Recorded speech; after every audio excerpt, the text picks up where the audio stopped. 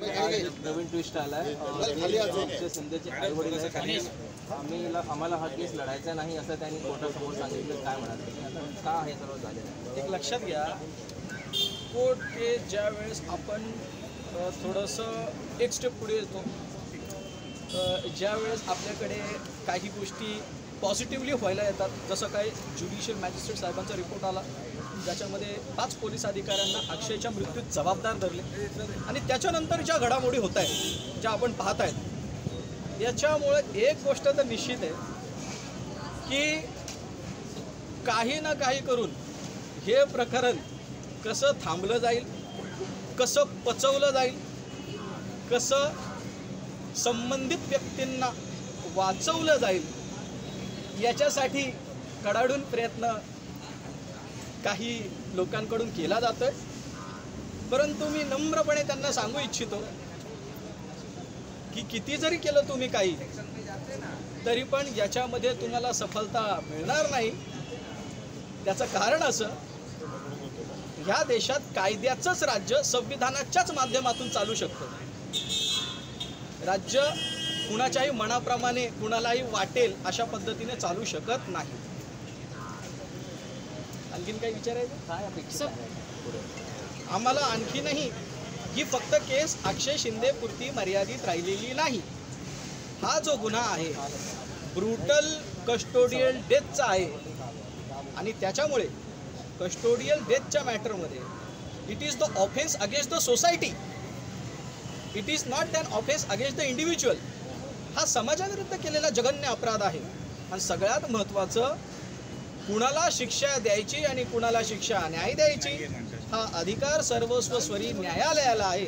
परंतु ह्या केसमध्ये कॉन्स्टिट्यूशनचा जो सेकंड पिलर आहे, ज्याला आपण ब्युरोक्रेट्स म्हणतो, त्या ब्युरोक्रेट्सने स्वतःच न्यायाच्या नावाखाली अन्याय केलेला आहे, त्याचा मर्डर करून, असं माझं स्पष्ट मत आहे. विशेष सरकारी वकिलांनी आज दीड तास युक्तिवाद केला आणि त्यांनी कोर्टाला पटवून देण्याचा प्रयत्न केला की अजून FIR न होण्याची काय कारण आहे. तर त्याबाबत नेमकं कोर्टात काय झालं? जर मॅजिस्ट्रेट रिपोर्ट स्पष्ट आहे आणि हायकोर्टाने सांगितले की संबंधित दोषी अधिकाऱ्यांवर फौजदारी गुन्हे दाखल कर, ते अजून का होत नाही?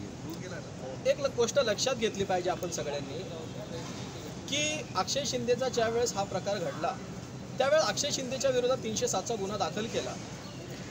दुसऱ्या बाजूने अक्षय शिंदेचा जो मृत्यू झाला त्या संदर्भात ॲक्सिडेंटल डेथ रिपोर्ट दाखल केला. ह्या दोघांचीही चौकशी, एकाची ॲक्सिडेंटल डेथ इन्क्वायरीची चौकशी होईल आणि अक्षय शिंदेच्या विरोधामध्ये जो FIR त्याचा तपास होईल. या दोघांचेही इन्क्वायरी आणि तपास आपल्या CIDकडे होता. Subsequently as per the statutory provision of section 196 judicial magistrate first class साहेबांकडे याची न्यायिक चौकशी चालली. म्हणजे समजून घ्या, हे 2 चौकशी ज्या आहेत, ADRची आणि तपासाची, ही कुणाकडे आहे? या दोन्ही चौकशा, तपास हे आहेत पोलिसांकडे. म्हणजे हे काय दुसऱ्याच पिलरकडे, आणि तिसरा जो होता तो थर्ड पिलरकडे होता, न्यायिक चौकशी. त्याच्यामध्ये ज्या वेळेस फाइंडिंग येते त्यावेळेस FIR दाखल करावी लागते, कारण की तो जो तपासाचं ते सांगत होते त्या तपासाचं कन्क्लुजन अक्षय शिंदे मयत झाला आहे, त्याचं चार्जशीट होऊ शकतं का? त्याची ट्रायल होऊ शकते का? तर अजिबात नाही.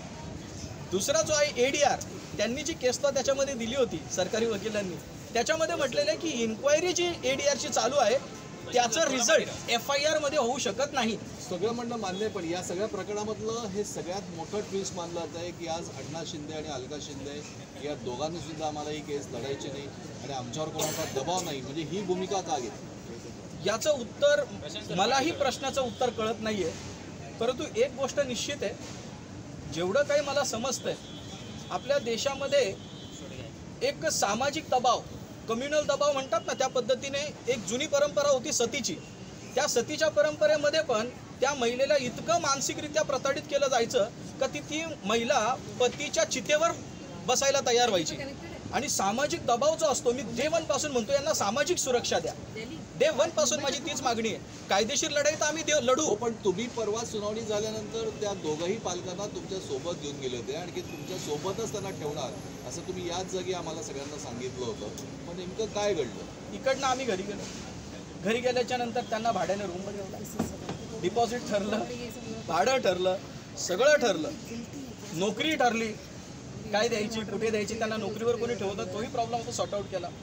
त्यानंतर संध्याकाळी ते मला म्हणाले आमचे भांडे कुंडे जिथे अमुक अमुक ठिकाणी आहे आम्ही तिथून जातो, ते भांडूपिंड वगैरे घेऊन येतो.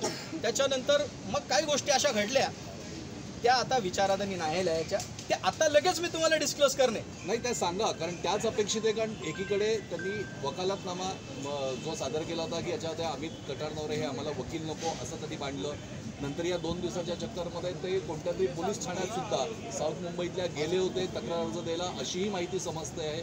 मग काय नेमक्या घडामोडी घडल्या?